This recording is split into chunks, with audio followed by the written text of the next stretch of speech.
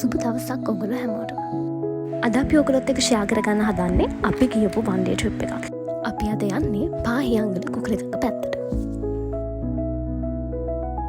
ඒ පැත්තට යනවා නම් අපිට මුලින්ම පාහියංගල ඉන්න සංගිලි පාලම, මාකිලිඇල්ල, කුකුලගඟ ජලාශය, කුකුලගඟ පවර් ස්ටේෂන් එක බලන්න පුළුවන්. ඒක බලනවා නම් කලින් පර්මිෂන් ගන්න ඕනේ. අපි දැන් ඉන්නේ ඉංගිරිය පාරෙන් බුලත් සිංහල පාරට හැරිලා හම්බ වෙන කළුගඟ හරහා තියෙන පළවෙනි පාලම උඩ.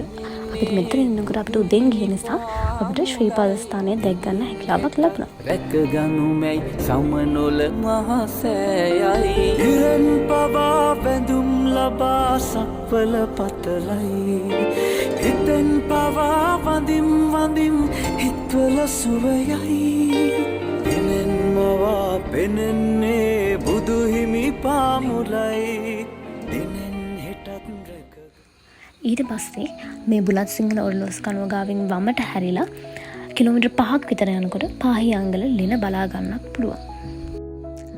ඊට පස්සේ තව කිලෝමීටර් 5ක් විතර යනකොට මෝල්කාව හන්දිය හම්බ වෙනවා. ඉතින් වමට හැරිලා කිලෝමීටර් 4ක් විතර යනකොට සංගිලි පාලම් බලා ගන්න පුළුවන්. අපි දැන් ඉන්නේ මාකිලිඇල්ල ගාව. පාරේ ඉඳන් පල්ලෙහාට පඩිපෙළ හදලා තියෙනවා. පඩිපෙළ ටික බැස්සහම මේ මාකිලිඇල්ල බලා ගන්න පුළුවන්. ඉතින් මාරම ලස්සන ඇල්ල. කලින් කියන්න බැරි වුණා සංගිලි පාලම පාරට නම් පොඩ්ඩක් පේන්නේ නැහැ. සංගිලි පාලම බලලා කිලෝමීටර් 2ක් විතර ඉස්සරහට යනකොට තමයි මාකිලිඇල්ල හම්බෙන්නේ. ඊට පස්සේ මාකිලිඇල්ලේ ඉඳන් කිලෝමීටර් 2ක් විතර ඉස්සරහට යනකොට සීතල වතුර ගලාගෙන යන නාන්න කියාපුම තැනක් හම්බ වෙනවා. ඉතින් අපි ඒකෙන් ඊට පස්සේ නෑ.